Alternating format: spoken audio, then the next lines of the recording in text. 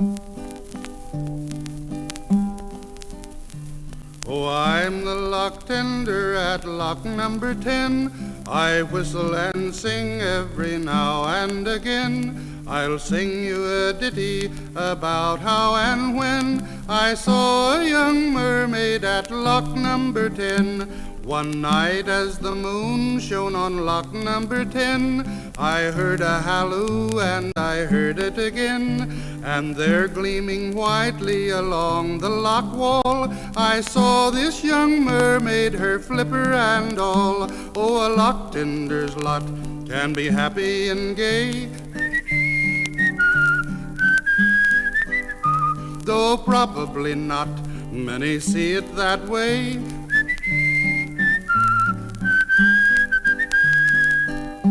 'Tis government property, madam, I said. She showed me a letter which drippingly read, all rights and all privileges, Lizzie, my dear, signed General Muskrat, the chief engineer. I said to her, Lizzie, you might catch your death. She said to me, Governor, I'm a-catching me breath. I swum from the Thames to the Monongahela to find pretty Jackie, my...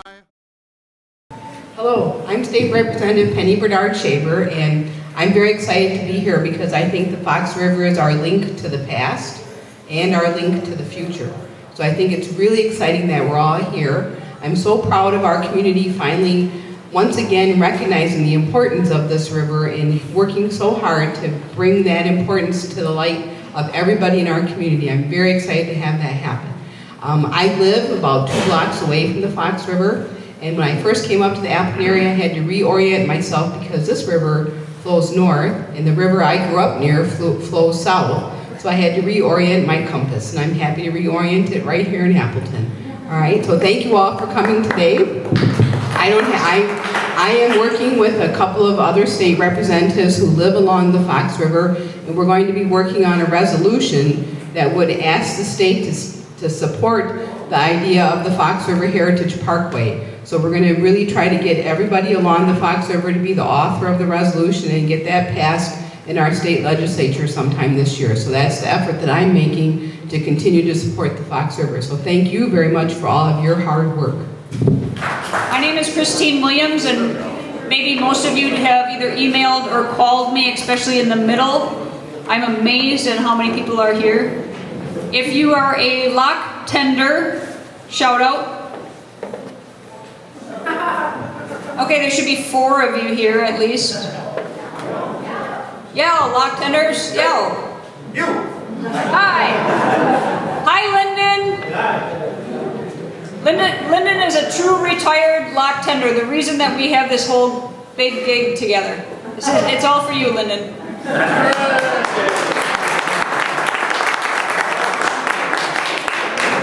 He's hard of hearing. He had to have somebody repeat that as well. Turn it up. We've got quite a few people here that are going to talk. I hope there is a spokesperson from every family here. A couple of you have been talked to. At the end, we're going to have microphones passed around. If you could tell a little bit about your family, how you're related to the people sitting next to you, and where your lock tender is from. So for instance, well, there'll be a few that'll be ahead of you. After that, you can figure out how the flow of this is going. So there's 2 people here from Menasha, and he can talk pretty well, so I'll have him talk too. So we'll go on that. The program's pretty self-explanatory. This is a little bit history, a little bit learning about the group that I represent, the Fox Wisconsin Heritage Parkway, and then I'm going to talk about the research that I've been doing of lock tenders for the last 10 months. There should be 55 lock tenders and descendants here, so this is pretty amazing that they were all able to get here at one time. So I'm going to turn it over to Harlan Kiso, who is the CEO of the Fox River Navigation System Authority.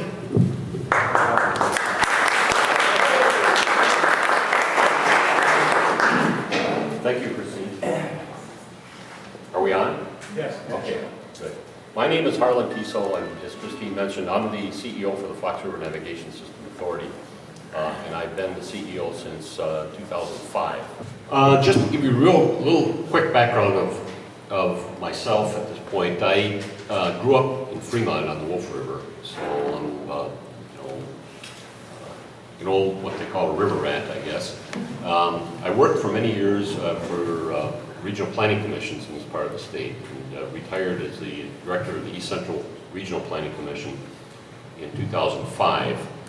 And prior to that, I'd worked on a lot of river issues for the Fox River, and one of the big issues was when the locks were proposed for abandonment and the Corps got out in 1984. There was a lot of work underway to try to preserve the locks. So one of my projects was working in that area, and I was involved in the negotiations from mid-90s until early 2000s on the transfer of the lock system from the federal government to the state of Wisconsin. So when I retired from the Regional Planning Commission in 2005, this new authority came about, and I was asked to help with the restoration of the lock system, and so that's what I'm doing at this point. I'd like to talk a little bit about the authority first that's actually managing the lock system right now. When the locks were being transferred from the federal government to the state of Wisconsin, they created a special authority to take charge of the locks. And that was by state statute in 2001. Again, the purpose was to rehabilitate, repair, replace, and maintain the Fox River navigation system. And the Corps of Engineers transferred the system in 2004, and the authority actually became operational in September of 2004.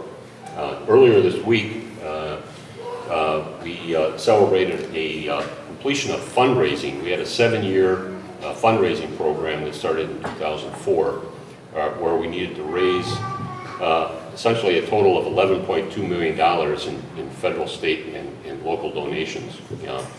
And we reached that milestone just a short time ago, and we celebrated that earlier this week. So we're real happy that we're on schedule with fundraising and with the lock system. We have a 9-member board on the authority.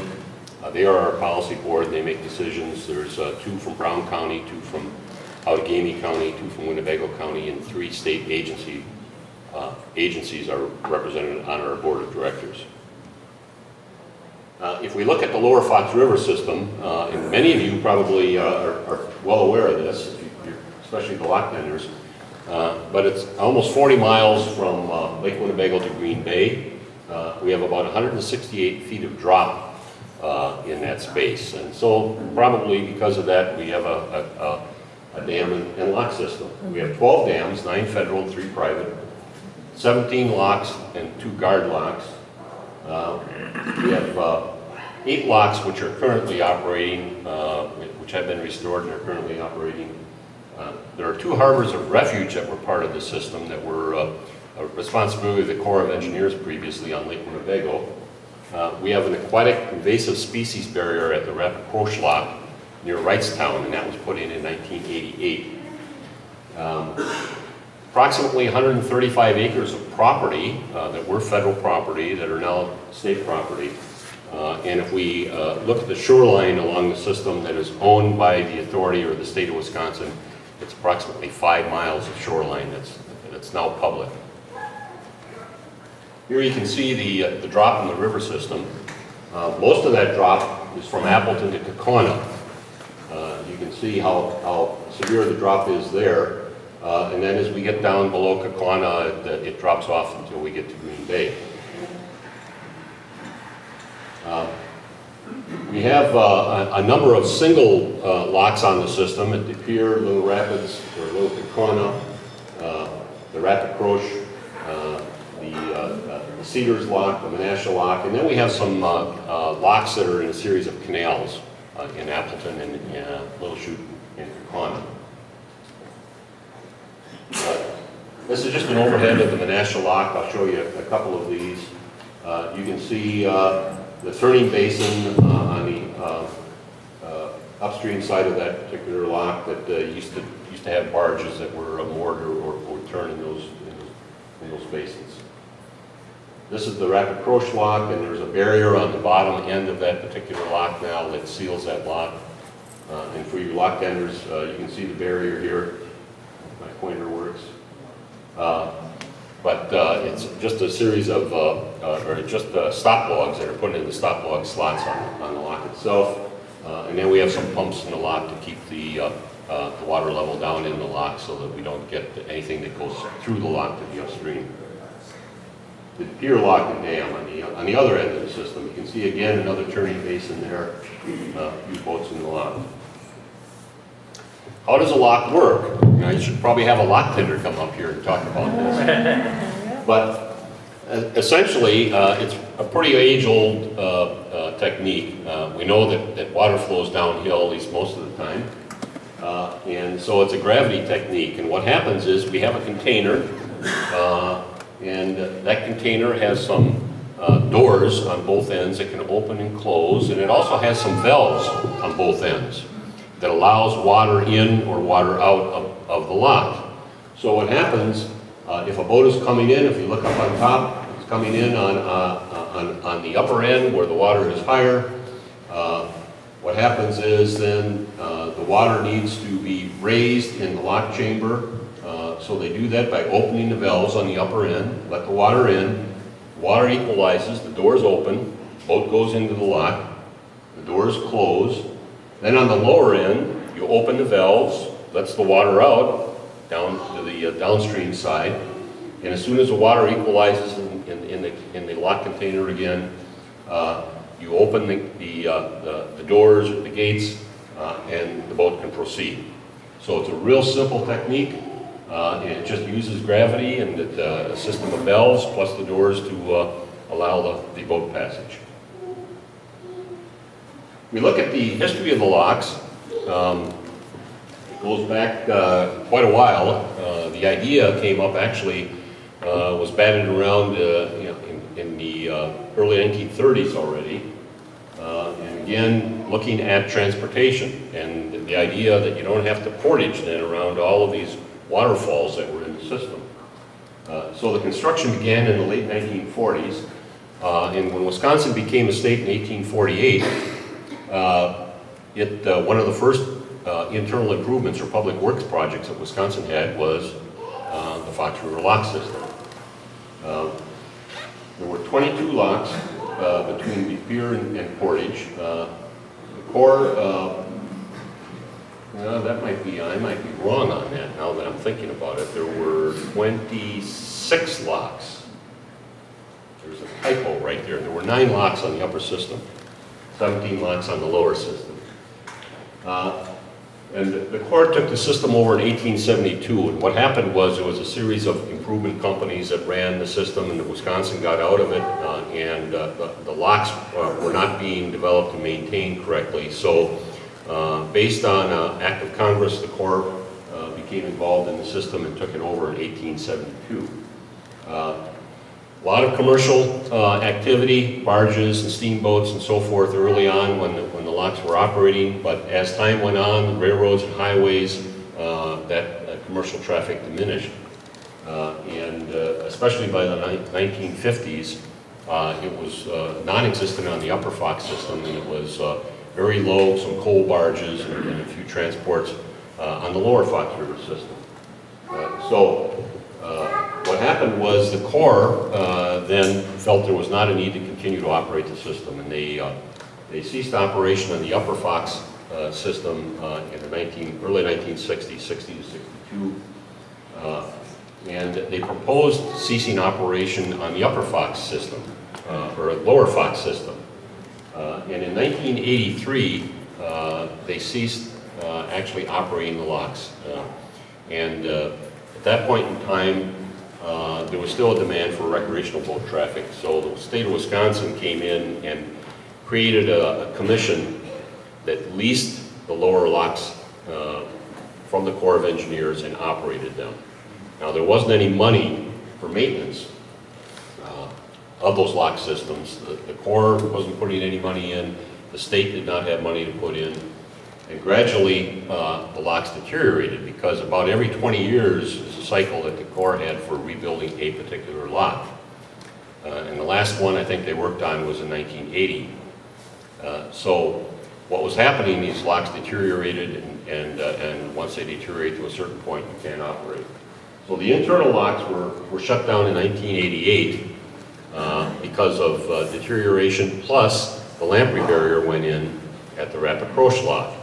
That prevented boat traffic from going from Lake Winnebago to Green Bay. In the early 90s, there was some talk about transferring the system from the federal government to the state of Wisconsin. And that continued on for approximately 10 years of negotiations. And in 2004 is finally when they were transferred. Just look at a few pictures. This is just some additional, I know they're probably up on the wall here somewhere, of some of the early lock systems. The Appleton locks in the 1980s. Restoration, when the authority took over the system in 2004, there were 3 locks operating, De Pere, Little Rapids, or Little Kaukauna, and Menasha. And 13 locks and 1 guard lock were inoperable. Basically, they had been shut down. The canals in Little Chute and in Kaukauna were drained, and so there was no operation. As part of the whole process of trying to restore the locks, there was a survey done in the early 90s, and the lock system, including the lands, was put on the National Historic Register. Again, because of the significance of the system, it was put on the National Register. Again, no major rebuilds of the system since 1980. If we look at some of the pre-construction, pre-restoration conditions, you can see the deterioration that we had. We have a lock operator up in the upper left, a lock operator shack. At each of the locks, there's generally a shelter that gets the lock tenders out of the weather and is a place to store things as well as keep records and so forth. And those were deteriorating, but they were also vandalized. A lot of graffiti, vandalism. They'd been boarded up and over the years broken into and so forth. The lock gates themselves, you can see the condition of the gates in the lower left and up in the middle here and on the right. The wood had deteriorated, metal was corroding, and so we had a major state of disrepair as far as the lock system is concerned. You can see some of the gates decaying, and this again, the gate here is probably 30 years old, 35 years old, and they just begin to rot away essentially. Rusting railings, sediment that had built up over the years in the locks. A lot of the railings and metal parts and a lot of the walls and so forth were collapsing. So it was a major state of disrepair, but not beyond repair, because the basic structure of the locks was very sound as far as the lock containers themselves. And you have to remember, if a gate deteriorates in the shape that you saw there, they were replaced every 20 years previously. So you just take that deteriorated gate out, refurbish the metal mechanical parts of it, put in new timbers, and essentially you've got a new gate. We used what was called a design build process to let contracts on the lock, and what this does is it short circuits a lot of extra engineering costs, because really it's a big maintenance issue. When we restore the locks, it's not a new design process. It's a matter of like going in and restoring your home. Just quickly, some of the costs of restoration. You can see approximately $1 million per lock, a little less than that, $800,000 to $1 million per lock is what the cost is generally running. The Appleton locks, $2.3 million for that, for the 4 locks, is the first ones that we did in 2006. We have also long-term operation and maintenance. We're looking at rebuilds every 25 years at this point. So minor refurbishing, valve work and so forth, 10-year intervals. And then we, of course, got our maintenance and operation and so forth. When we went in, again, basic process applies to all the locks where we go in and we do tuck pointing and masonry work, metals restoration, repairing approach walls, timber gates rebuilt, lock keeper shelters rebuilt, and so forth.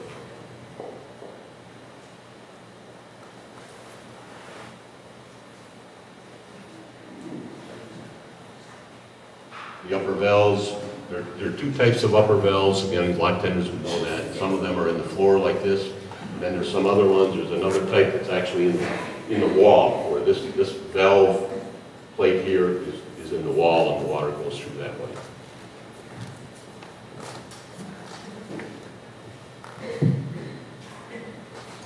One of the things that we did, because the lock system is on the National Historic Register, we had to do it in a manner consistent with the guidelines for historic preservation. So that was all taken into account as far as what was done on each of the locks. One of the things that we had to do that's kind of interesting, a number of you, when you look at the pictures that are around here, you'll see various stages of the locks through the years. And when the original locks went in, they were generally a different type. A lot of those were these stacked stone timber locks. But as an example, they didn't have railings in those days, and even on the lock gates themselves, early on, a number of those gates, there weren't any railings. You just kind of walked the gate like an iron worker. Then, as time went on, improvements were made and changes were made. What we did is we picked an era for each of the locks that we were looking at, and most of them are in the 1930s, where we picked a time where we tried to restore that lock to a certain point. So we looked at things like railings and lights and the type of system that we had during that period. Light fixtures, the lock keeper shelters, you can see the restored ones here. What we did is tried to replicate what was there. Most of the shelters are in such a deteriorated situation that we couldn't just rebuild those, we had to just replace them. Another thing that we did is looking at the lock keeper houses. There are 10 lock keeper houses on the system. 9 of those are on the National Historic Register. One in Menasha is not. 8 of those houses were recently restored on the exteriors. You can see again on the upper left the shape of the house. This is Kakana number 1. They were boarded up. They had this kind of masonry siding, asbestos siding shingles on the siding that got broken out over the years. The roofs were deteriorating. So these houses, through a stimulus grant, were restored on the exteriors, and 8 of those were completed. So you can see the difference between what it looked like a couple of years ago and what these houses look like today. 2 designs of houses. There was this design, kind of what we call salt box design of the house. And then we have a Dutch colonial. This is a little Kakana house. And different design and a little difference in the era of when they were built. But again, they're all on the historic register. And they were all restored according to those historic guidelines. You can see the shape of those houses again. The bricks were re-tuck pointed. There's cedar shingles on there. Those were replaced. The roof was replaced. There are shuttered windows now. It's a special vandal-proof type of window that you see that was put in here.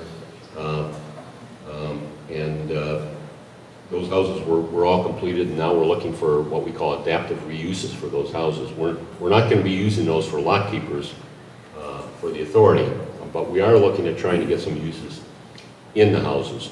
We did no work on the interiors, and the interiors are in various states of disrepair as well. This is the Law Street, just down the way here, lock keeper house. A couple years ago, it was in terrible shape, and we've slowly been working on this. It's kind of a volunteer project at this point. We've had donations on money. We're going to be doing some more work this fall. But the roof has been repaired, the chimney's been tuck pointed, did some work on the riverside, on the porch, and that's going to be finished this fall. This little porch on the side here is torn off now. But this house will be restored hopefully within about a year or so. Again, we'll be looking for some type of adaptive use for that particular house. The Menasha Lockkeeper House, Friends of the Fox is using the porch as kind of a visitor center at this point with information. This is not on the historic register. There's a possibility it could be, but we would have to nominate it and go through a kind of a restoration process to do that. This house is being looked at as far as what the future use might be. Whether we're going to keep the house, whether it gets tore down, moved, restored on the register. And this is something that we're looking at right now, and hopefully we'll come up with some conclusions in the next few months as to what the future of the Menasha Lockkeeper House is going to be. Again, I talked a little bit about Rapid Croche.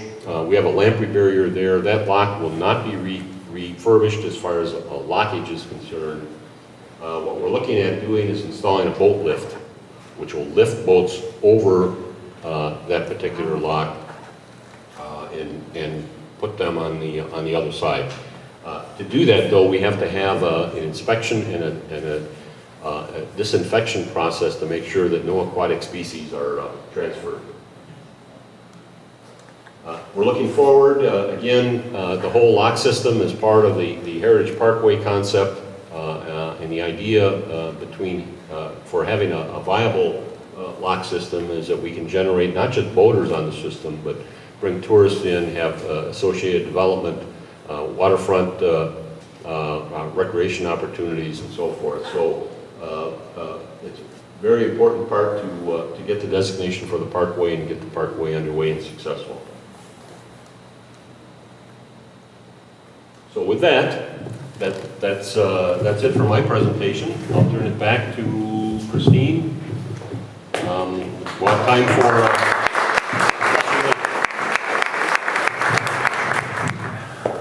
Thank you, Harlan.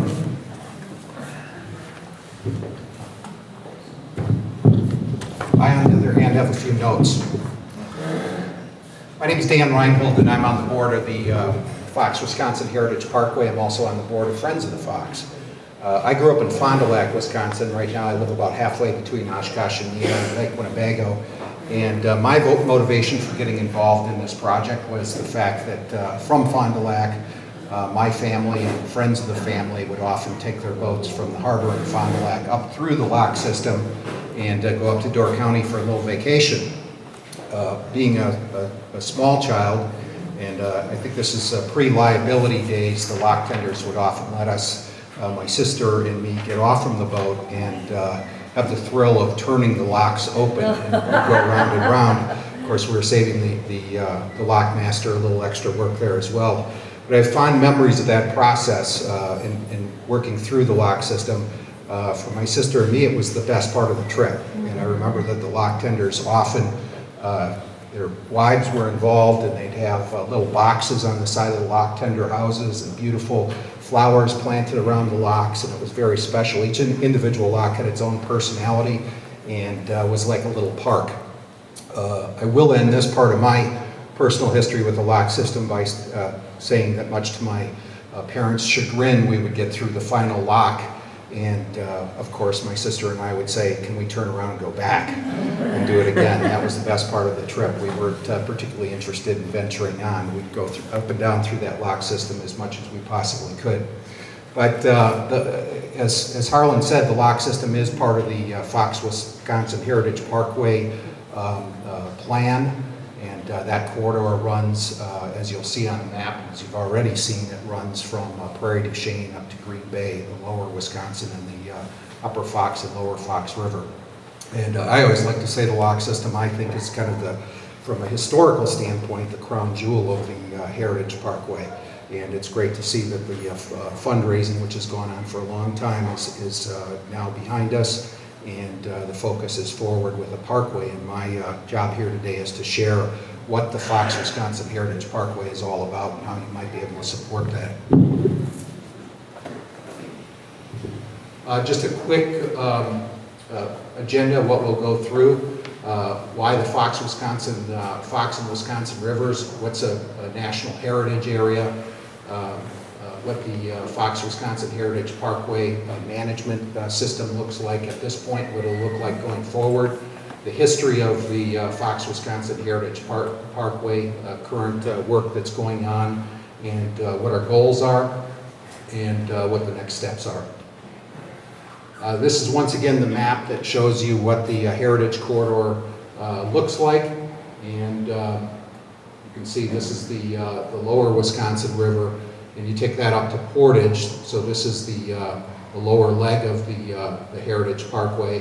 What we refer to as the upper Fox leg. It runs from Portage and runs north through Lake Winnebago to Oshkosh. And then most people don't think about this, but Lake Winnebago sort of is the Fox River. It's just a big pool of the Fox River. So all of the communities around Lake Winnebago, including my hometown, Fond du Lac, is part of the Heritage Corridor. And then, of course, the lower leg of the Fox, which Harlan has just covered for you, and where the functioning part of the lock system is the upper end of that corridor. Just for a little background, it encompasses 15 counties. It's about 270 miles long. I mentioned the 3 river segments, but it's when you look at other heritage corridors, it's going to be challenging from a management standpoint because it is so long. There aren't too many other heritage areas that are 275 miles in length. What is the heritage? What's the core story that makes this of national significance? Of course, it's the Marquette and Joliet route that they were taking to initially to discover the Orient, but basically discovered the Mississippi River and opened up the route to the west. Our friends down south in St. Louis have the big arch, and they like to say gateway to the west. These 2 gentlemen were there first, and we like to think that the Fox River and the lower Wisconsin River really was the gateway to the west as they first explored that. So that's the key story of national significance, but we've also broken it into other themes because a national heritage corridor needs to be multifaceted and encompass not only history, but natural resources, recreation, all of these things tied together to be significant on a national scale. So some of the other themes that we have, the route of discovery I already mentioned, native peoples, waves of immigration, hard-working riverway, and we've seen a lot of that in this display that's been put together.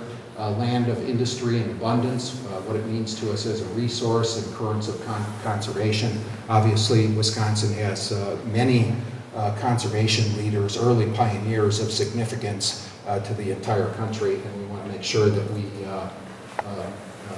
make that clear as well.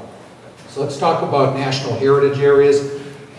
There are 49 national heritage areas around the country, and there's some things that you need to understand because it's kind of unique. These heritage areas are really in the hands of the public. So a couple of points that I'd like to make is, as I mentioned, a heritage area needs to meet some criteria.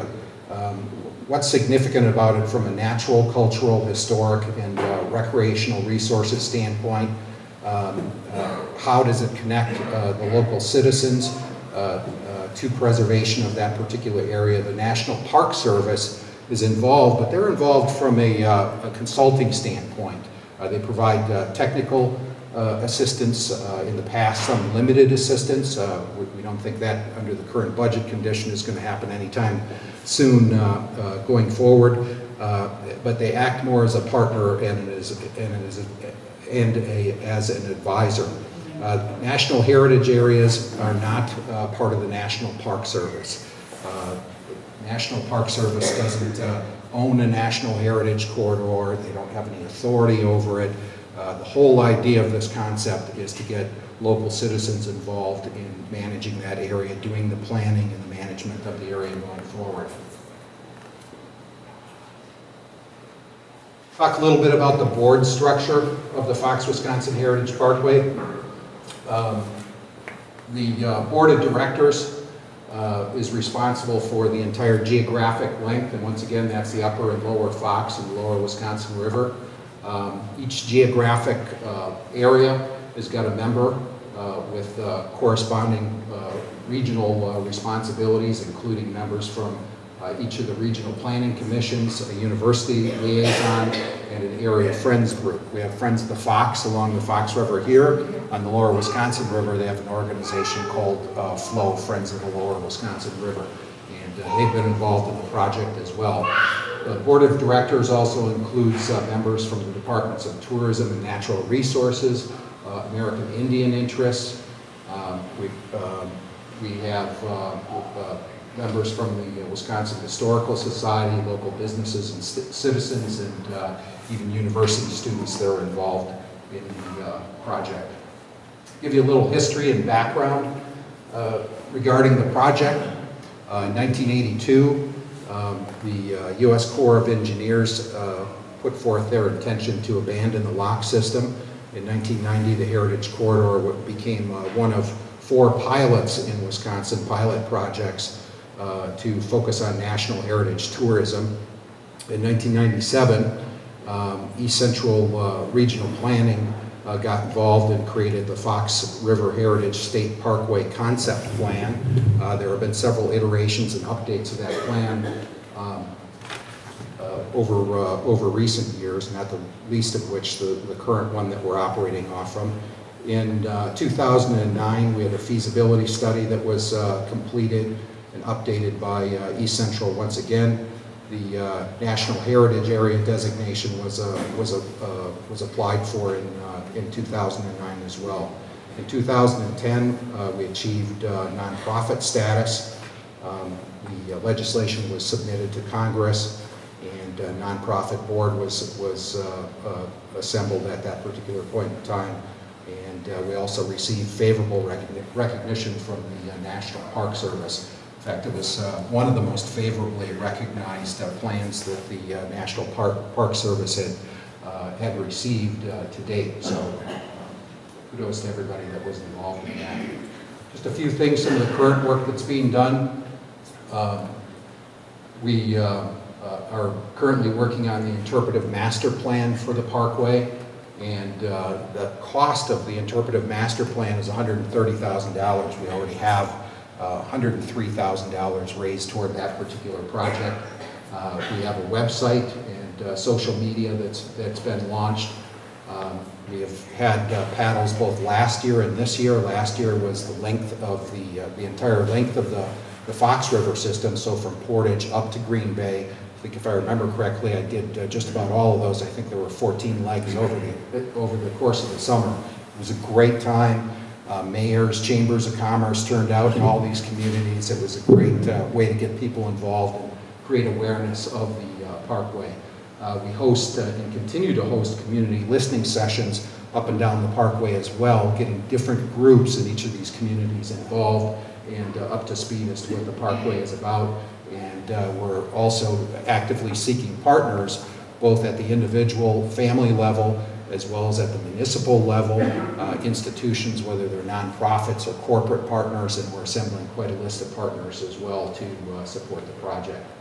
And you can see some of the things that, this is the Voyager canoe that participated in just about all the legs, both last summer and this summer. We're building a water trail, so there's signage along the trail so paddlers know where they can, how to follow the trail and where the portages are and so forth. Portages have been built along the Fox River, and especially to get around some of the locks and the dams on the river.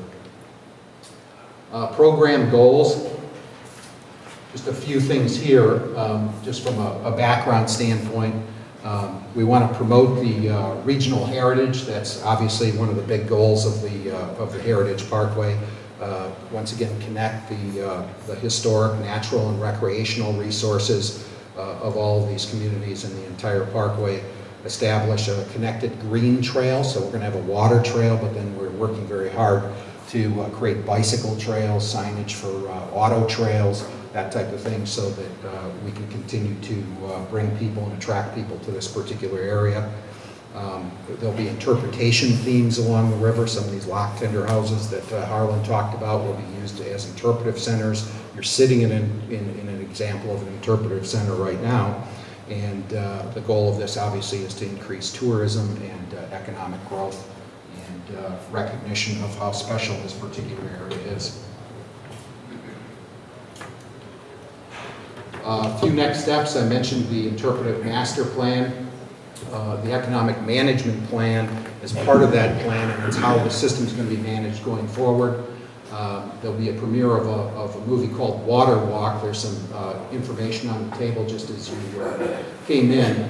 That'll be out, that movie, in the spring of 2012. And it's a story of a son and a father that made the journey from Mackinac Island all the way down through Green Bay and through the Fox and Wisconsin rivers, retracing the Marquette and Joliet route. We'll continue to improve the water trails along the system.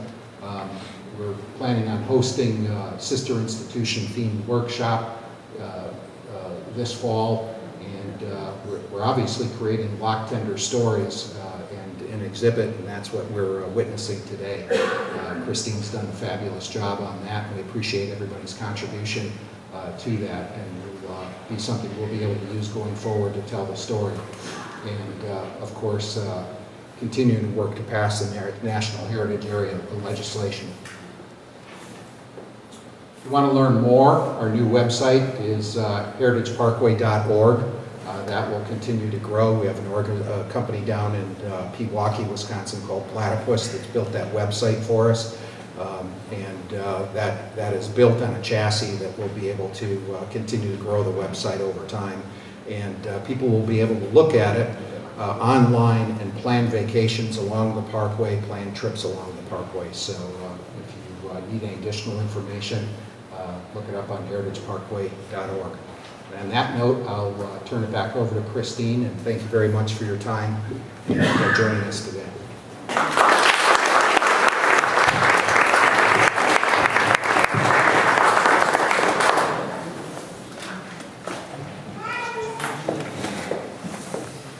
This project started for me January 2011.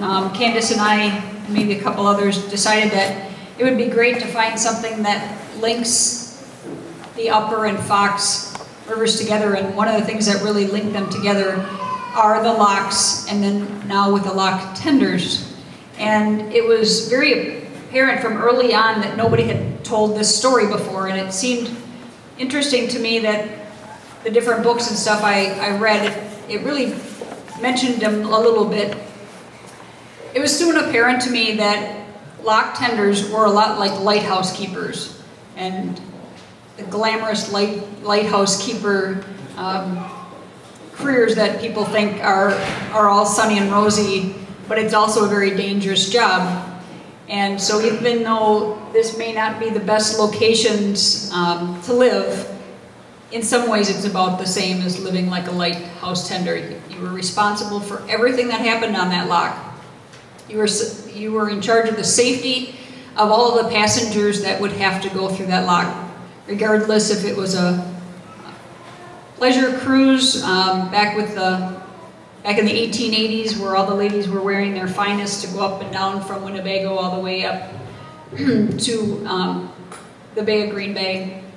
But most of the time it was commercial traffic, very large barges that would carry coal, timber, or wheat. So I started looking into these families, and little by little, as usually happens, one thing leads to another and it quickly snowballs. We worked with historical societies, and mostly what we worked with was the families themselves. Started getting on the phone, and people would come up with great stories, great photographs, and in some cases, log books, although that's on the Princeton section of the river. But let me tell you a little bit about lock tenders.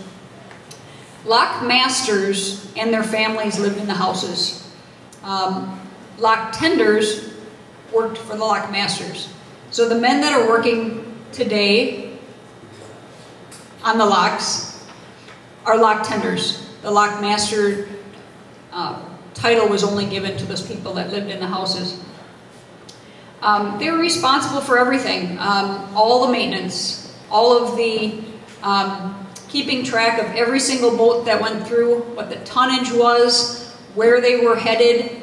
Of course, you worked for the government. They needed to know every little piece of equipment that you got from the tool shed, how you used it, where you used it, and who was going to replace it.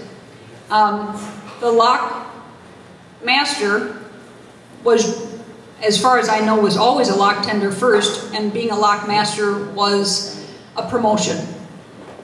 So if you decided to take your promotion, you'd certainly ask your wife, because she is now going to live next to the river and with all the kids in tow.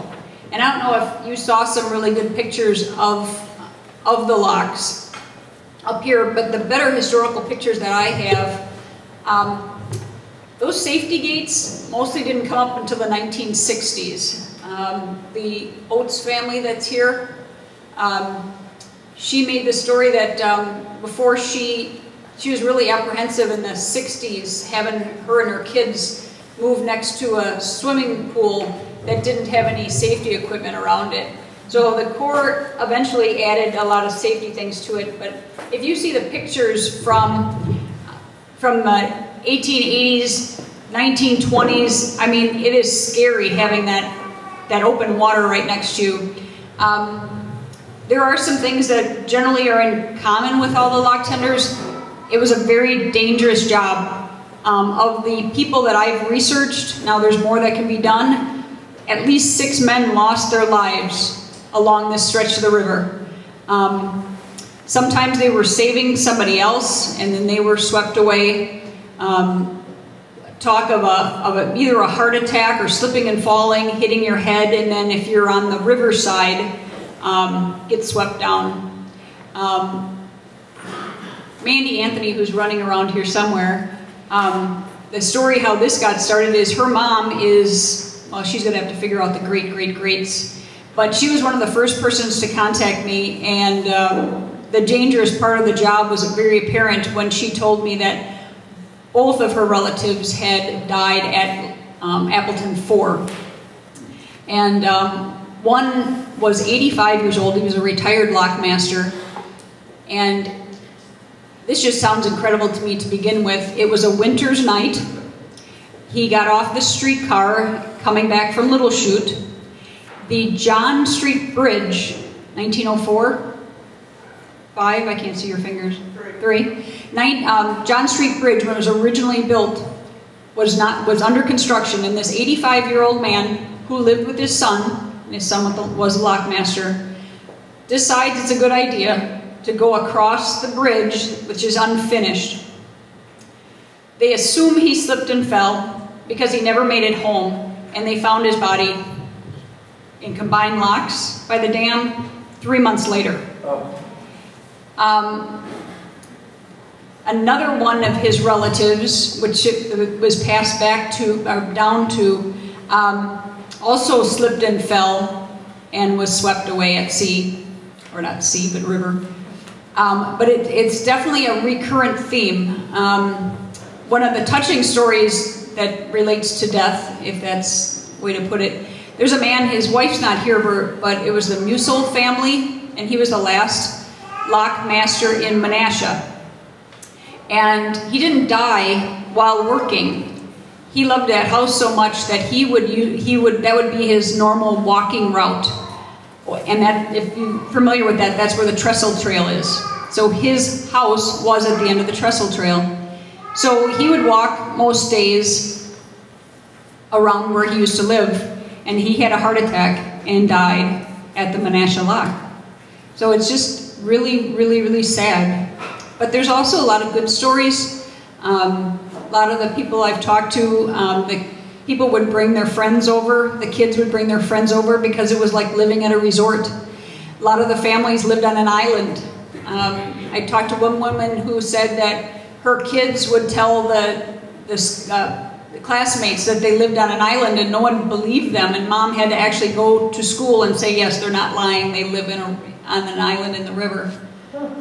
Cy Weinboom told me a story about how, again, this is way before any kind of gates, and that's at the Cedar Lock, which is in Little Chute, that he saw a deer running for its life across their front lawn, which was the lock, and the deer just ran right into the lock, and they had to open up the gates to let the deer out. So it was certainly a hazard for quite a few people. The Melko family, there's quite a few interesting stories there. The neatest one is Phyllis. Where's Phyllis?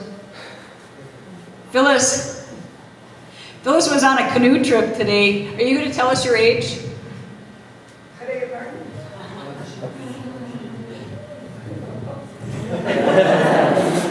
Well, I would guess north of 80. Okay, north of 80. She took a canoe ride this morning. I talked her into it, but then I think it was several children and grandchildren that reinforced it, because there were 16 members of their family that took that canoe ride, and they went through all 4 of the locks.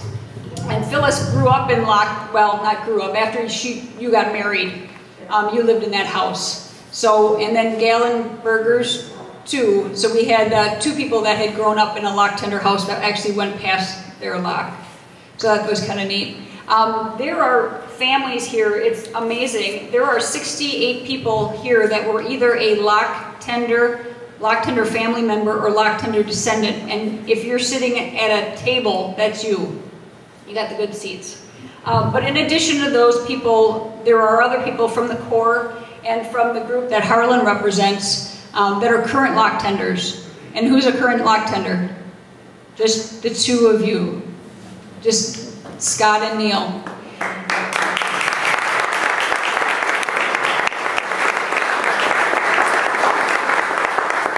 Neil has to go soon because you have to work 4 o'clock at Menasha. And Scott has the day off, or did you have to take it off? I have the day off from that job. Yes, from that job. What are the hours at the pier? On weekends, we're open from 8 a.m. till midnight, and during the week, 10 a.m. till 10 p.m. And that's the same in Menasha. So those locks have always been continuously opened, and those are the 2 of those are the busy ones, very busy. So there's Harlan, 17 part-time lock tenders? Yes. Something like that. Anybody else here from Frenza? Bob or no? There's many people here that are retired or current Corps of Engineer employees. Do you want to just shout out? You're in the back there somewhere. I do want to thank a lot of people. Lee Vosters. Lee. Hi, Lee. Lee has been amazing. When I first started this project, I was didn't know where to start. He went to the Corps of Engineer office and just started going through logbooks and time cards going back to 1943. So that's where the bulk of that information came from. Ross Plains, who is pretty ill. His wife called me actually this morning and kind of in tears because she wanted him to be here. When I was doing this research, talking to the kids and some of the parents that were early on involved in this project, it was Lee Vosters and Ross Plains that they wanted to make sure that we're here because they were so instrumental in their lives or their parents' lives. I do want to thank Harlan for getting me all this information way back when. But my big thank you is to Mandy Anthony, who is a lock tender descendant and my historical intern. Yeah, we spelled that wrong on there anyways. But Mandy's mom, Barb, came to an event that I had where I had a sign up that said, wanted information about lock tenders, and so she came up and had an amazing amount of things that she pulled up with genealogy, and so that's kind of what all got this started too. And at some point I had said, well, I really would like some part-time help, and you said, well, my daughter has a history degree, and so I got those 2 together. But she's been working for me since April and has been very involved in getting all of this stuff together, so thanks a lot for that.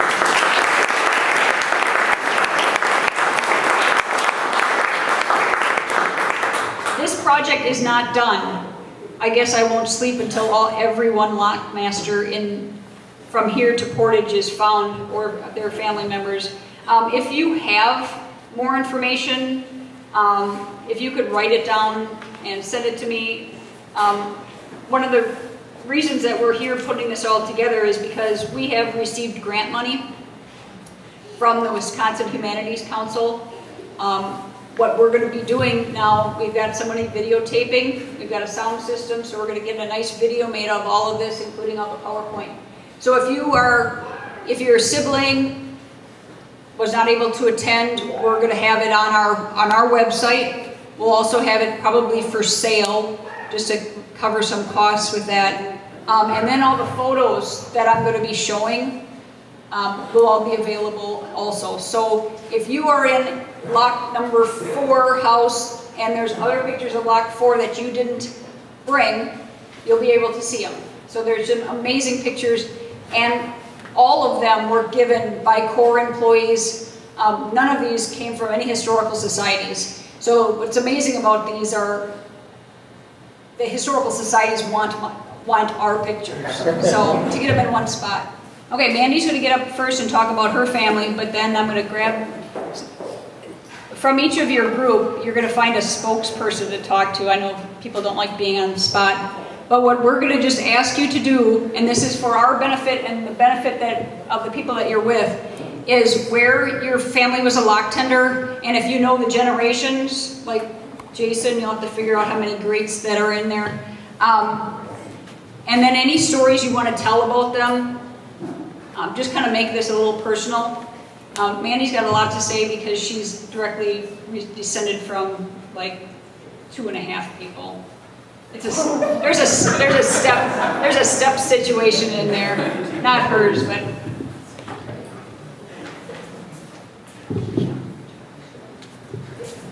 Well, like Christine said, my name's Mandy Anthony, and yep, I've been helping out with this project since April, and it's been great. I love it. And my family, it was the DeYoungs, the Vanderwists, or the Wests, and then the Horkmans. And it was Johannes Vanderwist, and he was one of the first lock tenders at Appleton 4. He actually came over from Holland and then started doing, this unique way of life. And because Vanderwist was a little bit harder, he actually ended up changing it over to John West. So within there was a lot of different discrepancies, which made research that much more fun. And then after West retired, his son-in-law, was it? It was his son-in-law, David Horkman, who took over for a little bit as like a temporary lock tender. And then Charles Young, who's actually, if we do it right this time, my grandfather's grandfather. So my grandfather is actually the little kid over there in the left-hand side. That is actually my mom's dad. And so he actually wrote this really great story, I think it was for school, about life with his grandfather, growing up on the locks, how, he found it really nice that he could go over and visit his grandfather on the lock, and it was a really cool situation. And so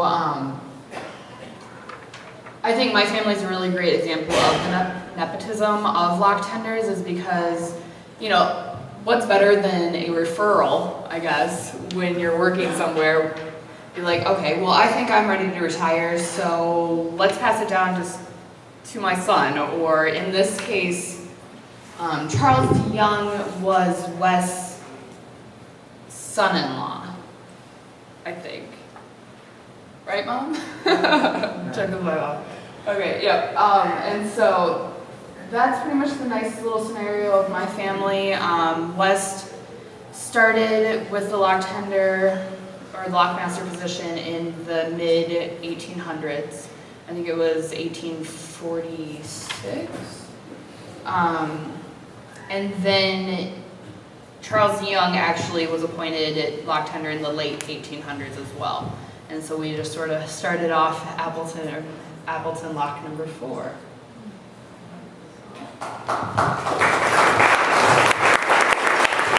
And the next family, if somebody would like to come up to represent the Malco family, talk about the family a little bit, see. Yeah, Danny, you're the eldest. Do a brief little overview of when your family was. Well, the first thing is I'm really grateful to Christine and everybody involved because if it wasn't for them, we'd have lost all this. My mother and brother got involved in salvation of the house on the third block.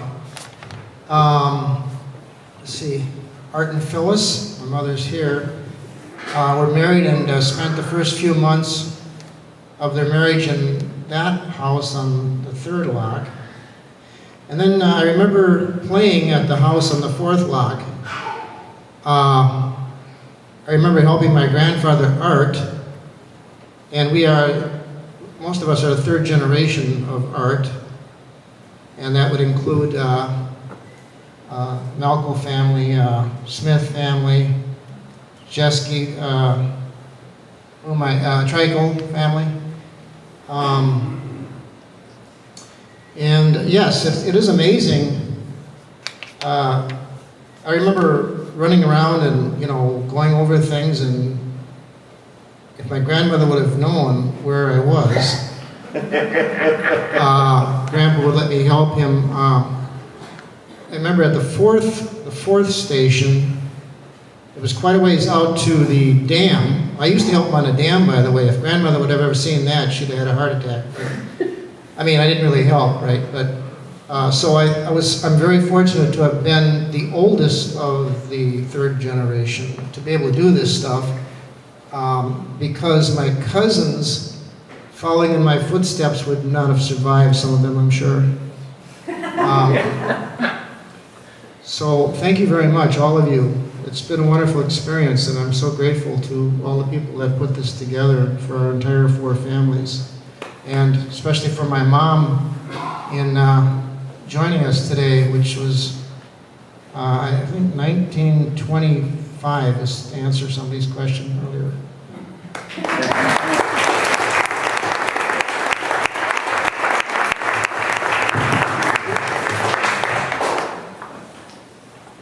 And next we have the Girardin family.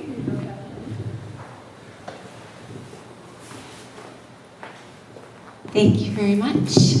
My name is Kathleen Girardin Westbrook, and my paternal grandfather, Patrick Girardin, he's upper center there, was the lock master of the fourth lock in Appleton from about 1927 through 1939. He lived in the government house with his wife, Henrietta Hattie Girardin, and their 5 children, Mary, Theodore, Ted, Anthony, Tony, Florence, Flossie, and Louis, Lou. And I'm one of 6 children of Ted and his Appleton High School sweetheart, Louise. And among those with me today are my husband, Ty, and my sister, Maureen Girardin, and her beau, Jeff Bradesy. Lou, the youngest Lockford Girardin. Let's see, he's the one on the left with the teddy bear there. Could not make it here today, but Lou's wife, Sally, is here.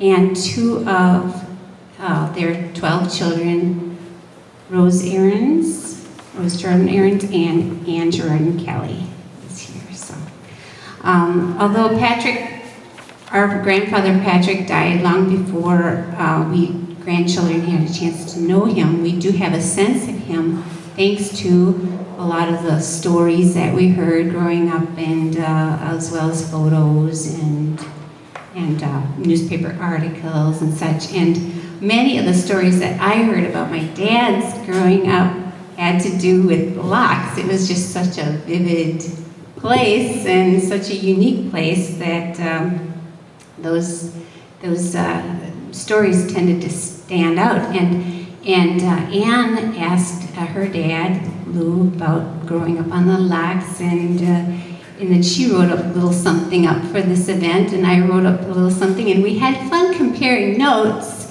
And one of the things that we noticed was we all learned something, all of us learned something new about our own families through the process. So that was kind of a wonderful thing. But I'll just tell a couple of stories here. I think I inherited my grandfather Patrick's storytelling interest. He was a bit of a storyteller, so I'll just tell a few things that we heard about life on the locks. That it could be lovely. Lou reflected on how the steam would rise up off the ice and into the air in the winter, and he liked seeing the turtles coming out and sunning themselves on the sunken barge on the riverbank, and just the loveliness of the water. It could also be fun. I know my dad often told me how much fun he and his family, his brothers and sisters had swimming and boating, and he said that jumping off the lock into the lock gate was standard routine for them, so they had a lot of fun with that. Our Uncle Tony, which is the fella on the left there in the swimsuit, he wrote my dad once and said, "We had a lot of fun around the locks and the mills, and lucky we lived through some of the antics." Yes. But as you all know from experience or hearing some of the speakers today, life could indeed be dangerous there. And the lock tenders, they required long days and duties sometimes at odd hours of the night or morning, all days of the year. And our Uncle Tony wrote and said, "I remembered the cold, icy night I went with Dad out to open the sluice gates. He must have taken many a chance when we were snug and dry in our beds, and never thought about the danger in his work." And so, living so close to the river, our grandpa knew that it was essential that he teach all the children how to swim and about boating and water safety. So they did, and he had a way of doing it. He tied a belt around the children's waist with a rope, and then so he could keep track of them as he taught them how to paddle, and he put them into the current of the river so that they could learn how to cope with that strong current, and that's how they learned how to swim, and they became excellent swimmers. As a matter of fact, they have just about all the boys have saved lives because of their swimming abilities. I'll tell one story about Tony, because he actually saved a life of a little boy at the lock there when he had fallen into the turbulent water alongside the lock and the Interlake paper mill intake there, I guess, is where he went in, and Tony helped save him. I mean, he went in to save him. But there's another story that we heard about Tony coming to someone's aid. A lady had dropped her purse over the side of the John Street Bridge, and this being Depression days especially, you didn't want to lose your money, so she went down to the lockmaster's house for help in retrieving the purse. So Tony volunteered, and he jumped in a boat and he started paddling out to get that purse, only it was early spring and the boats had not been soaked yet in swelled in order to keep them buoyant. So as Tony was paddling, the family was watching as the boat sank slowly, lower and lower into the river, and he, in a race against time, managed to hook onto that purse and made it to the riverbank before the boat sank completely. But as you know, then they went on to do lots of wonderful things in their lives, always keeping in mind, you know, the lessons that they learned at the locks. And for those of you who participated in the paddle this morning, you might appreciate especially this little story. In 1937, my dad, who was about 20 years old, and a friend of his from town, Tom Weber, swam from the Menasha locks to below the fourth lock in Appleton. They entered the water at 9 a.m. and they finished at 2:30, swimming the distance they estimated at 9 miles. And they remained in the water all the time. They went through the locks in a rowboat manned by Uncle Tony. And oh, by the way, this is my dad, Ted. He's standing in front of the lock house there, and up here he's standing in front of the lock itself. So that's about how he looked at the time he did the swim with his friend Tom. And I'm thinking, you know, after doing the paddle, I was happy to be in the boat the whole time. And it gave me a new appreciation for that particular story. But the Girardins worked hard. They made their own fun to make make ends meet. They considered themselves fortunate to have work to do and a roof over their heads. And while they didn't have a lot of money, they gave what they could to people who were less fortunate than they. And at those days of the Depression, there were a great many people. And so they were regular participants in charity drives. And because they were next to a railroad spur, a lot of hobos would come by the house. And yet I see some heads nodding, yes. And they always gave the hobos, you know, something to eat, a clean pair of socks and a rosary, and sent them on their way. Grandpa Patrick called them Knights of the Road. So that was something that they always did. They felt very fortunate to be where they were, and they wanted to share their good fortune with others. So Anne wrote in her stories that growing up on the lock has held special memories for the family. It drew them close, and they all helped to pitch in and do their part. Many of life's lessons were taught down there in the locks.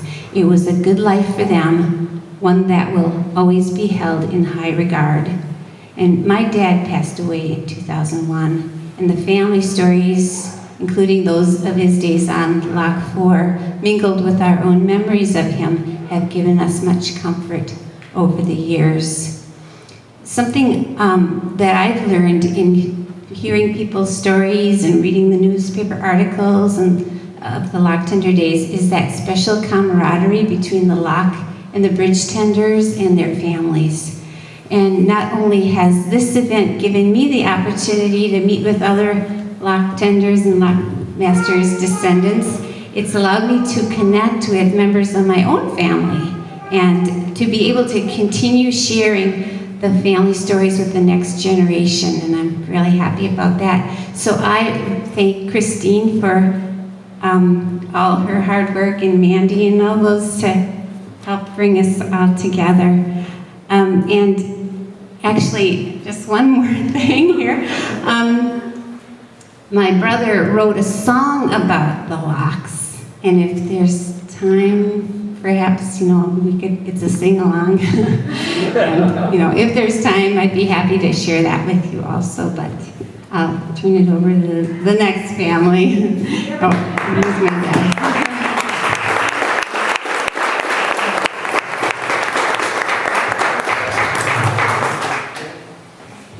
Now we have the Clark family. If, Marcia, would you like to come and speak a little bit about was it your husband who was the lock tender?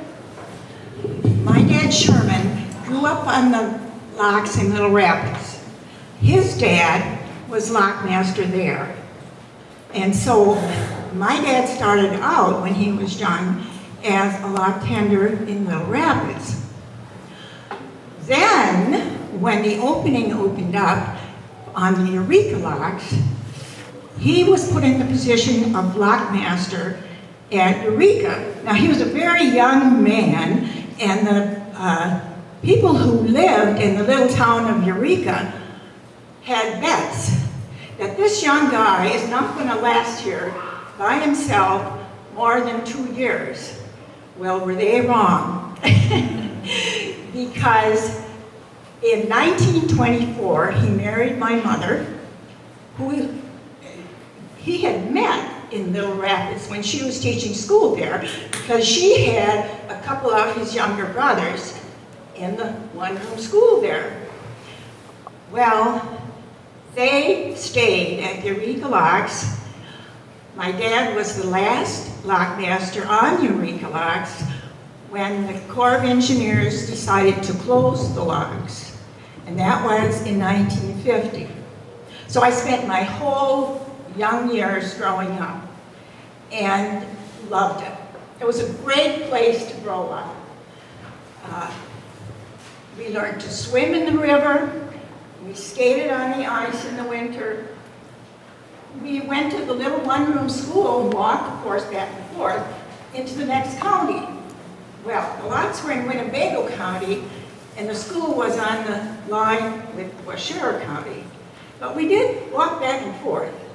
And if you notice, I have a couple more pictures over there. That's my dad with some of the big Mississippi bullheads, which were famous. People would come from Chicago and as far away as Chicago to try and catch those big fish. And of course, he was a good guy. Now, what you see in this picture is one of the times when the water got so high that my mother would be out there on a rowboat hanging clothes on the clotheslines.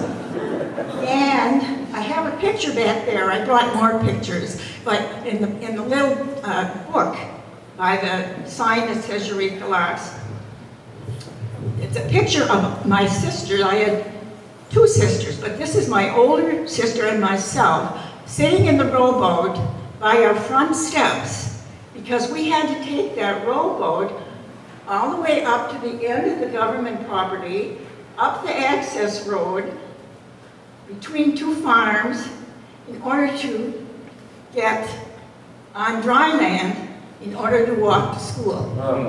So we had some wonderful experiences and learned a lot. Everything on the property at that time, during those years, was painted battleship gray. And that's where I learned to paint. I painted on the garage, I painted on the lock gates themselves, and been painting ever since.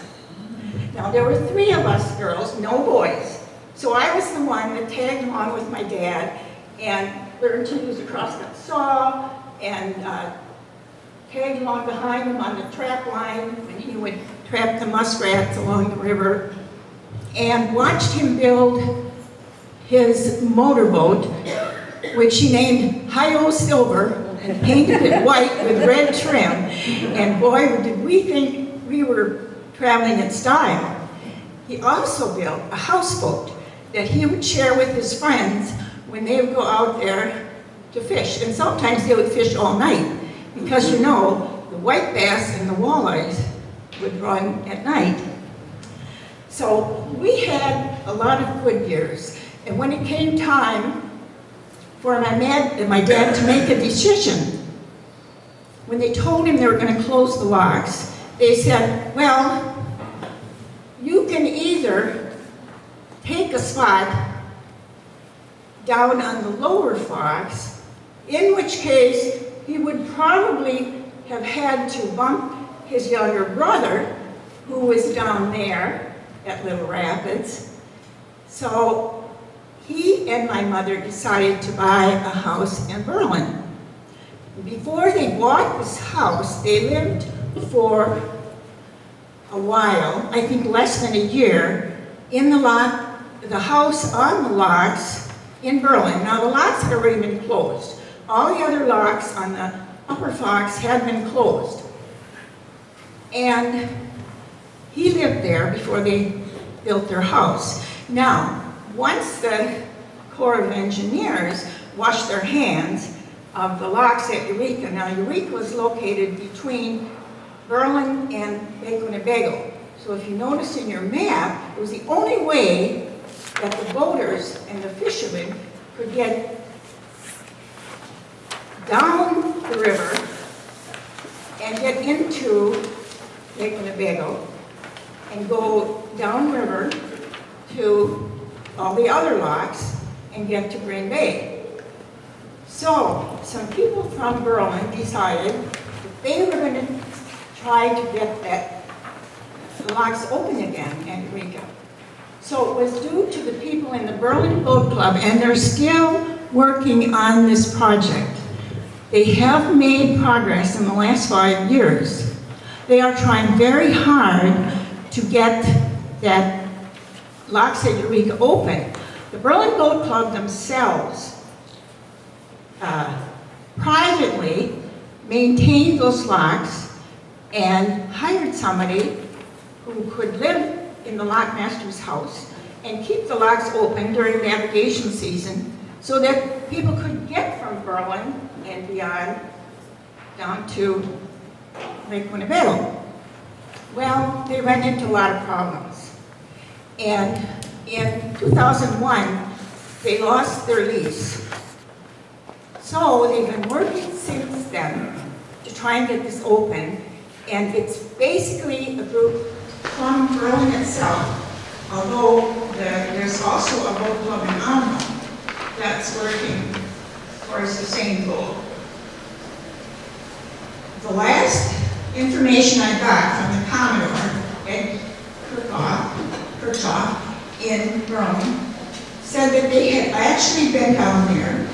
They had done some diving, they had done some preliminary work on the locks, and they ran into some more problems than what they were anticipating. But they are still hoping to be able to rebuild those locks and go ahead and have them opened up again with the support of the boat clubs. Now back when I was on the locks, we turned everything manually. So you can imagine the boaters going through got a big kick out of the fact that these little girls were out there pushing this handle that opened up these big locks. Well, we thought it was great too, especially when they threw quarters and 50-cent pieces out to us, because that was a lot of money. So anyway, I hope that those of you who have done so much on the lower Fox will not forget about the poor cousins that are west and south of you, and that we're still working to try to make this waterway possible.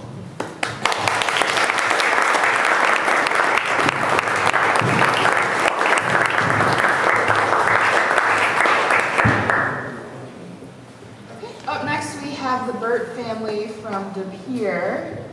If one of you would like to come and speak, maybe tell a story or two. Hi, my name is Karen Burt Swink, and my family lived there from 1974 to 1983.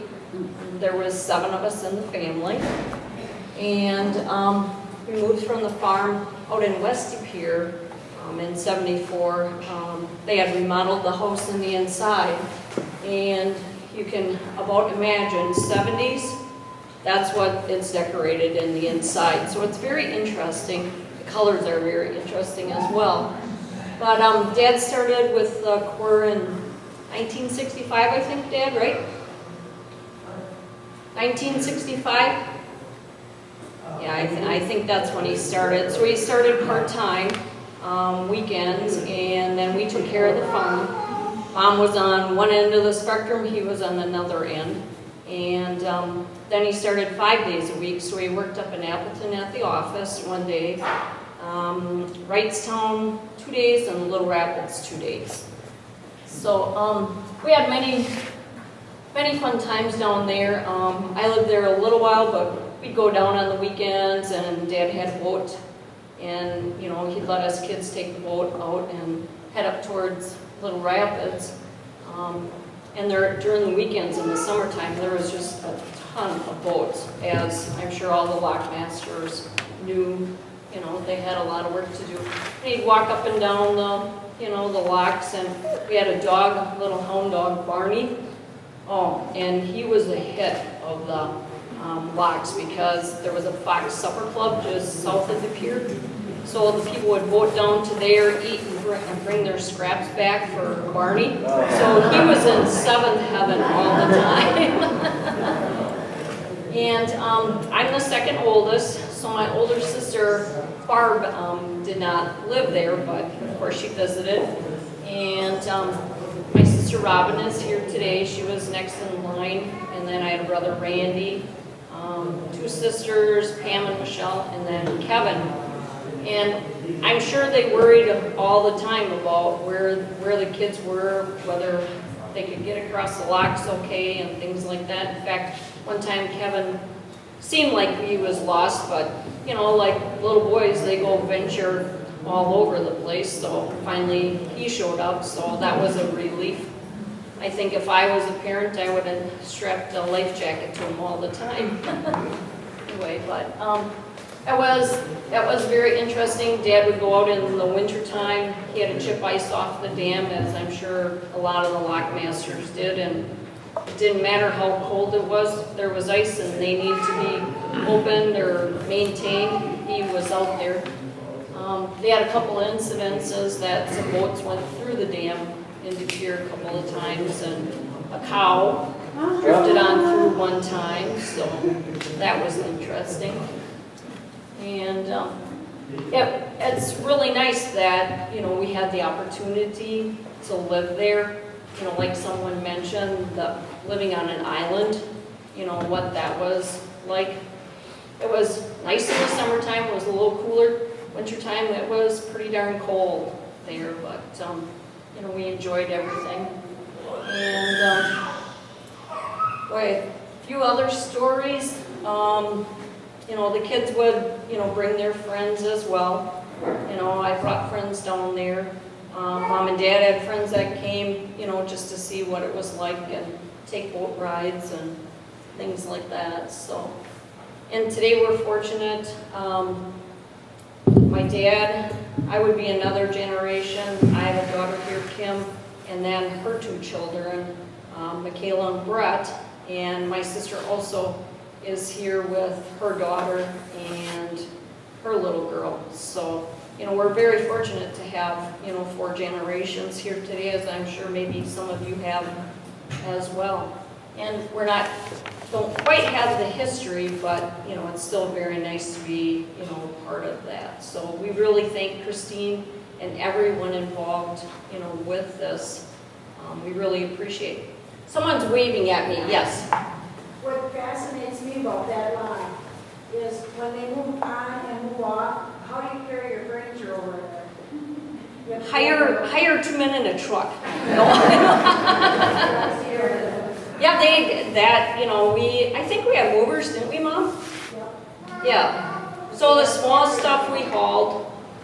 Groceries were interesting. I remember putting them in a wagon, and, you know, I think when Mom came home with the groceries, if Dad was around or the other lock tenders, they would help out carrying groceries and things like that. So, Dad, do you have a story you want me to tell? Well, during the afternoon, I had mother duck and 7 young ones came up through with some boats. And was up there pretty well all afternoon, and had a boat going down. And then he turned around, he went back, he didn't come down, so I left the gate open, the mother duck and the 7 young ones came in. So I shut the gate and opened a couple valves up to let it out, and then I had 5 or 6 boats coming up. And I told him, I said, you gotta wait. I said, I got to launch and 7 outboards coming out. So, and I hope they get up, here comes the mother duck and the 7 outboards.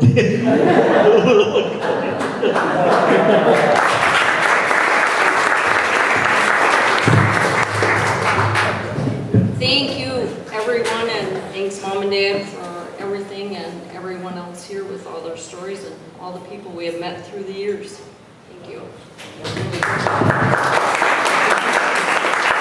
Now we have Whitman family. Do we have anybody from Whitman? Yeah. Okay. Wow.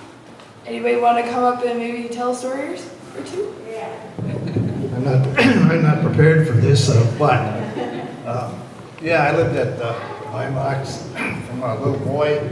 I stayed with my grandfather, who was the lock master, until about second or third grade. Then grandfather passed away when I was about in 7th grade, and then my dad got the job. So I lived there until I was 21. So we had a lot of little stories. You know, we sort of lived on an island. We had the creek running alongside, but we had a spillway there. In summertime, we'd shut the water down, use the spillway as a shower. And, we always respected the locks. We weren't caught running around. We did help my dad out a little bit, but we always respected the lock. We never had a problem. We had 5 children. It was just a pretty place to live. And we enjoyed our time there.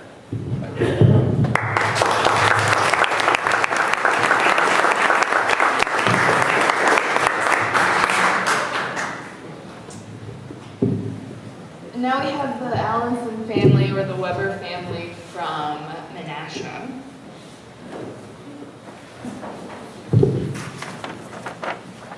Well, I don't have too many personal stories because I'm a little bit younger, I guess, but like Dan, I do recall as a child helping open the locks back in the 70s, up there in the upper left.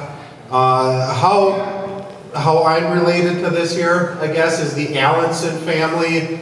The George Allenson Sr. would be, it's 4 greats, so I'm not going to go into all the greats, but it's 4 greats for the grandfather, and he was the lockmaster in 1881, and was the lockmaster for 8 years until 1889, when his son, George Jr., took over, and then he ran the locks all the way up to 1932.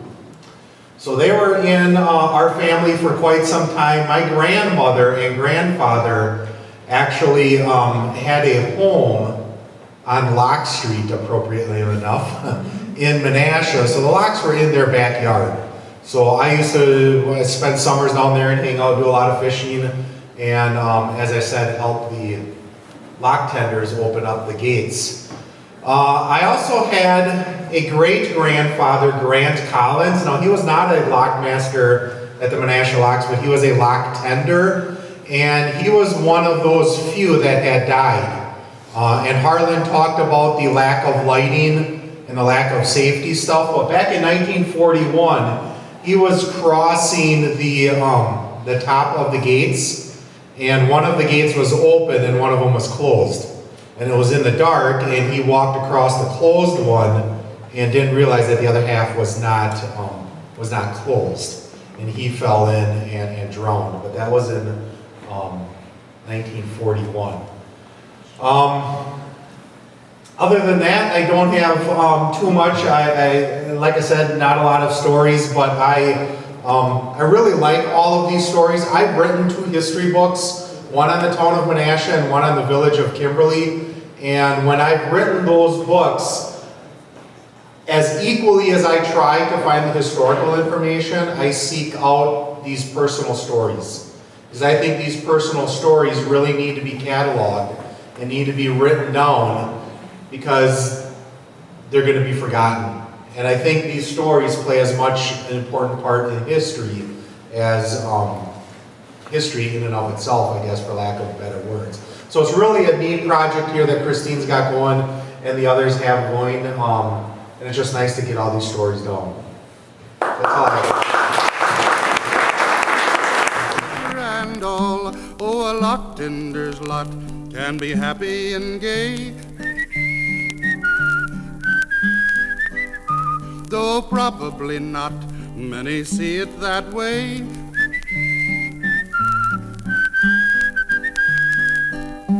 'Tis government property. Through all the history that I was doing on this project, I may be related to Edward Zulz. which is completely freaking me out that I'm spending 6 months on this for locktender descendants.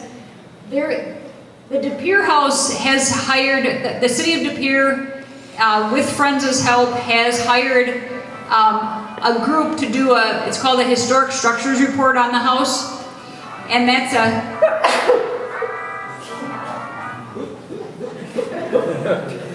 Phyllis has got her phone on. Now she's embarrassed. Sorry, Phyllis. The De Pere House is right on a recreation trail in De Pere. It's very visible. And the city of De Pere is interested in somehow restoring this house and using it. Now, of course, it's on an island, which poses some problems if you're going to have a bed and breakfast or a couple other things. So I helped the woman a little bit who wrote this historic structures report. She's an architectural historian. And it was neat seeing my name credited in a book, but on top of that, it's 160 pages, so I'm reading through this with somewhat of an interest. Then she goes into all of the families. So she's got the Zuhl's family and the Burt family and all of those. And there's a little blurb that says the Zuhl's family, Edward Zuhl's was born in Princeton. And I sat up in my chair because I'm related to Zuhl's in Princeton.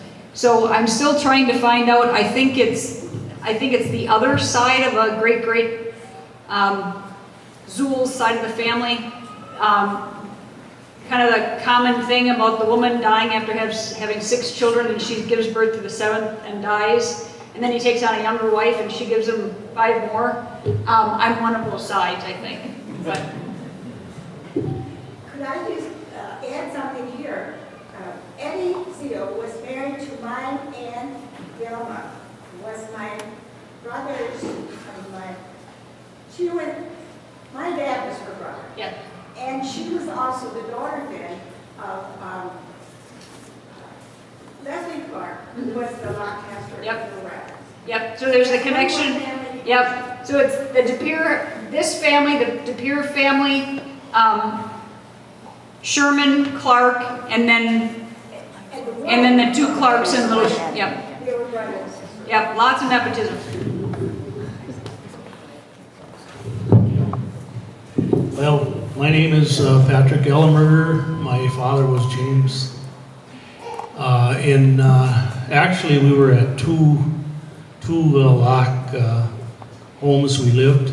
The first was Kamai Locks in 1964. We moved from Kewanee, Wisconsin. Dad was with the Corps of Engineers working in Chicago. And he was injured and in the hospital in Chicago for like 4 months. And then after he recovered, the Corps offered him a locktender job on the Fox River. So he worked in Menasha, De Pere, other locks, Rapid Crush. And then in '64, he was promoted to lock master at Kamai Locks. And we lived there until it was 1965 or 66, I believe. And at that time, we had moved to Apple and First Lock. That happened because Jerry Vandenberg, which was a single man, and it was a smaller home at Kamai Locks, which was not married, had no family, living there with him, and we had 5 siblings, mother, dad. There were 7 of us, so it just more space and a bigger home, and the switch was made. So, but in this time at Kamai Locks, we had, it just, you can't believe the living there. You're all yourself. It's like your own park. We had the waterfall, the creek, and boats. The lock was only 20 feet from the house. You wake up in the morning, the boat's in the lock. It was really nice. And if you don't mind, I'll talk about the first lock right away too while I'm up here. Anyway, the first lock in Appleton, we lived there from 66 until 84. And at that time, Dad retired and moved up to northern Wisconsin. But in that time being there, I was just a teenager growing up. All the siblings were. My older brother was in college, Stevens Point, and we had a lot of family reunions in the family. We had a polka orchestra, a Polonics band from Antigo. They played for all our get-togethers, all our family reunions, weddings, whatever we had. And we raised turkeys every year, believe it or not. Mayor Dorothy Johnson at the time come down, she never said anything about it, so we kept raising turkeys. And we had pheasants, we raised pheasants, turkeys, we had geese, just about all the wildlife down there. But other than that, it was a wonderful life, and it was damn hard to leave there, I'll tell you. That's all I got. And now we have the Oates family. Do we have any representatives from the Oates family? Would you like to talk and tell a story or two? First thing we did when we moved in, we decided they had to learn how to swim. So we were lucky. In Little Rapids, they had a bus that took the kids to the Y every summer. So the 3 older ones went to the Y to learn to swim. Well, then we still had the 2 little ones, 2 and 5. So then I dragged them either to Deep Pier or Ashwaubenon for lessons. Well, they all turned out to be good swimmers. So anyhow, they all grew up in the house. All their growing up years were there. And one of the things we remembered, we had a dog called Mooch. And he liked to follow Bob and the kids around.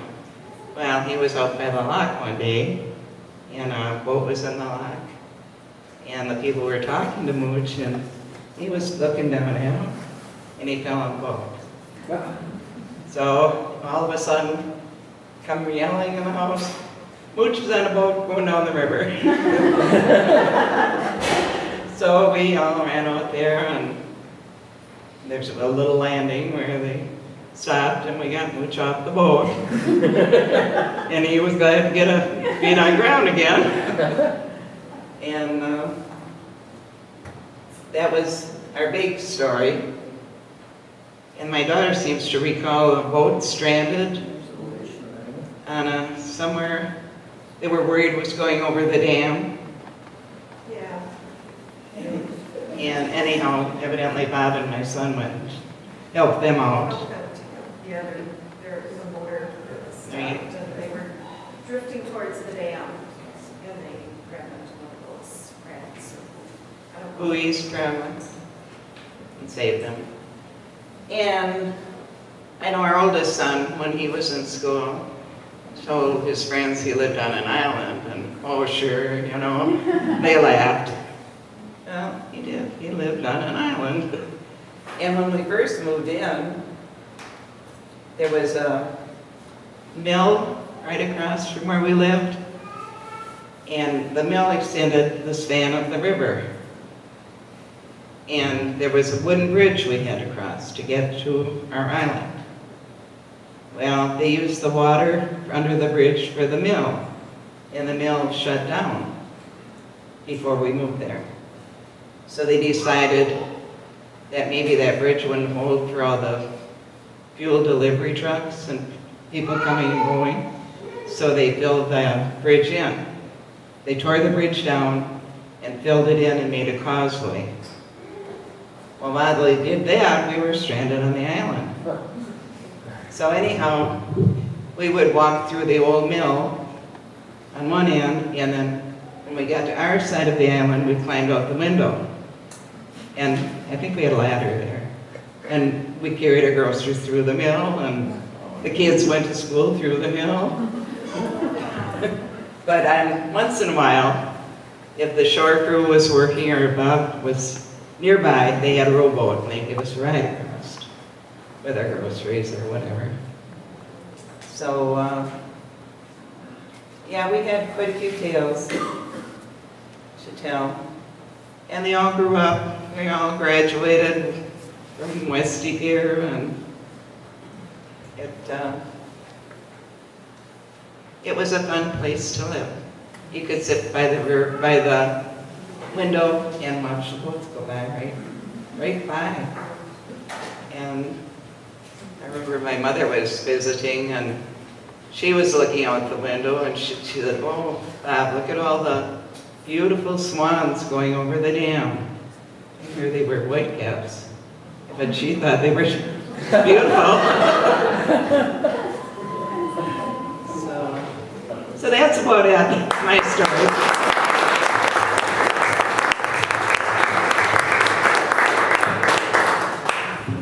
Bob doesn't feel very good today that he wouldn't be able to come.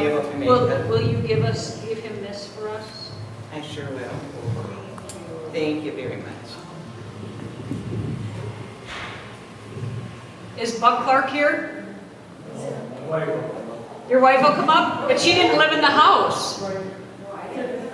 Well, that doesn't seem fair. I think Buck should come up. Buck, I'll come by you, all right? Well, then will you talk if I carry it all the way over there? Okay. Yeah, well, my dad, he moved down there at 46, and my grandpa was down there until, I think about 33, probably 34, and then he moved off, and George Ritter moved down there, and in 45, George Ritter died, and we moved back down there. Well, my dad was born in that house, and I think there was like 9 kids, and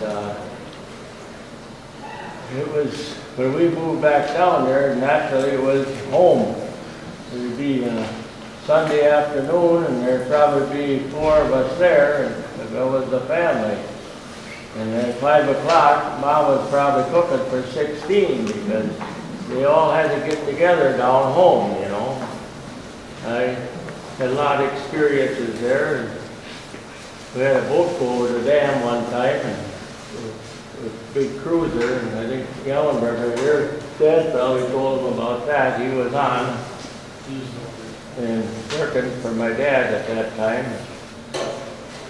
Well, I don't know. What else, Joanne? Yeah, my dad, well, I probably told you, he was born in that house. My dad moved off in 68, I guess. That's when Oates took over. So my dad died in 85.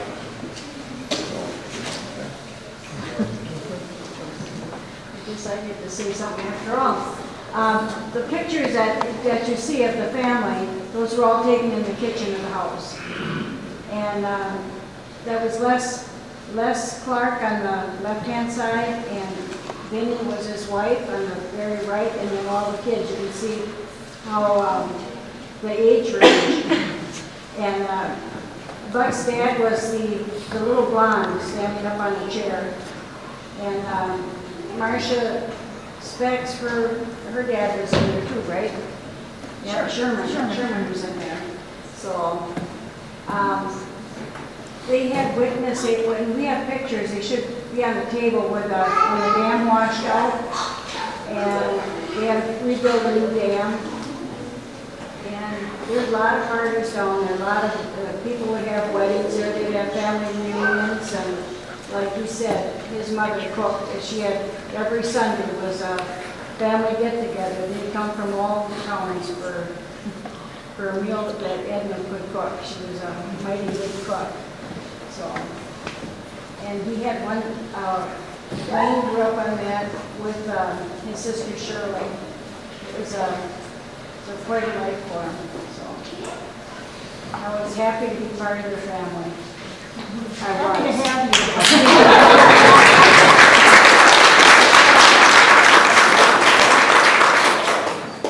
All right, and next we have Cedars Wine Boom.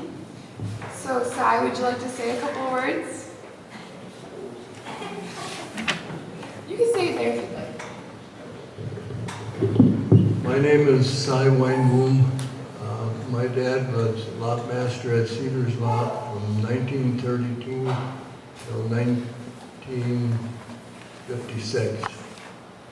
I have 4 brothers All 5 of us were born in the lock house at Cedars Lock.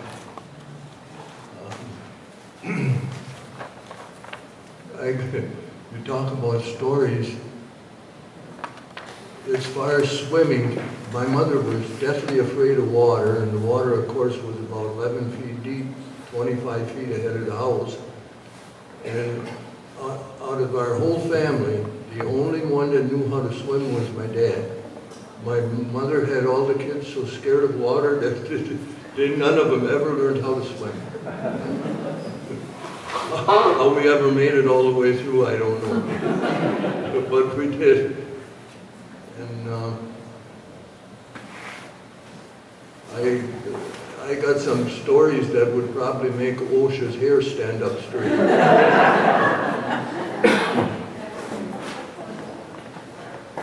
Well, when I was first there as a smaller kid, we didn't have any of the railings or anything there. So later on, my younger brothers, then they put the railings on the gates. Well, my one younger brother decided he's gonna, when a boat came in from down below, a barge, they had that concrete spillway there so that they couldn't bump the gate, they'd have to bump the concrete spillway. He tied a rope under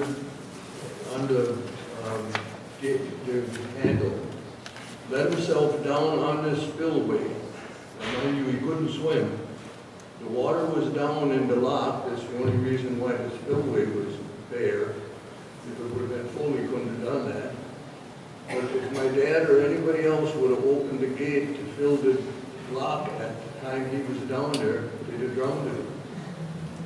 So, I don't know, one of the other kids walked by and happened to see him down there, and we got him out of there. But some of the things we done was just not real. We got to know some of the people on the coal barge, the tugs on the coal barge. They were talking Clark. Which one did they call Toad Clark? That was my dad. That was your dad? We used to ride down there from our lock on the tug when they were delivering coal when they delivered it. Then we were coming up, but I had a grandfather that lived in Little Rapids. And we'd go from our lock to the Crush Lock in Little Rapids. And I just remember Toad, I never knew what his name was. But we'd go back and forth, me and my brother, we'd get a ride down there. We'd stay and help my grandfather for a couple of days. We'd get back on a tug and come back to our lock. Like I say, things that would never be able to be done today. So I guess that's all.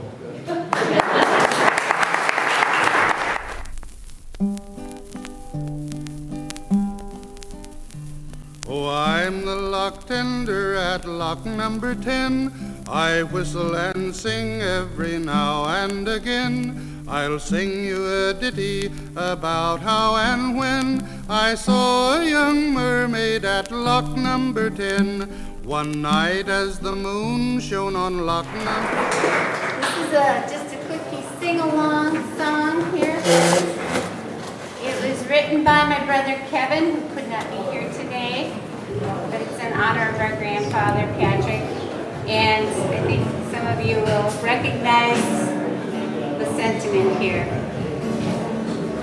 Old barge is headed for the paper mill, lock 'em through. Coal barge is headed for the paper mill, lock 'em through. You can echo that part. Yeah, very good. Coal barge is headed for the paper mill. They've schedules to keep and orders to fill. Lock 'em through. Lock 'em through. Up and down the Fox. Very good. Yeah, every time I sing lock 'em through, you can just echo me, and the last part is up and down the Fox. The lock tender works a 16-hour day. Lock 'em through. Lock 'em through. The lock tender works a 16-hour day. Lock 'em through. Lock 'em through. Good. locktender works a 16-hour day. Rent on his house is drawn from his pay. Lock him through, up and down the Fox, grinding on the gates to open up the dam. Lock him through, grinding on the gates to open up the dam. Lock him through, grinding up the gates to open up. And all, oh, a locktender's lot can be happy and gay, though probably not many see it that way.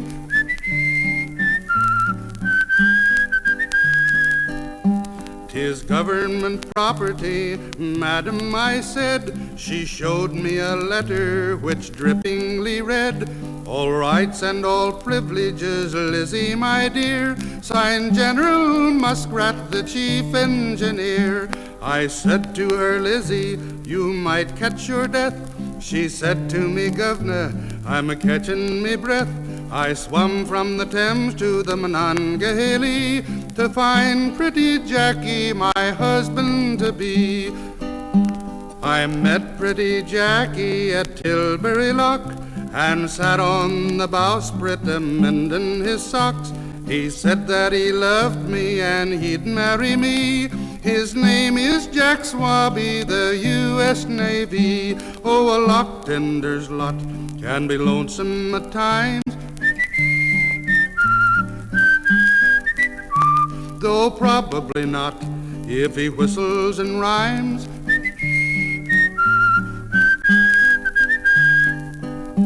And then I said, Lizzie, young Jack is my son. I'm sorry to tell you his family's begun, and I'm the grandfather of triplets, you see.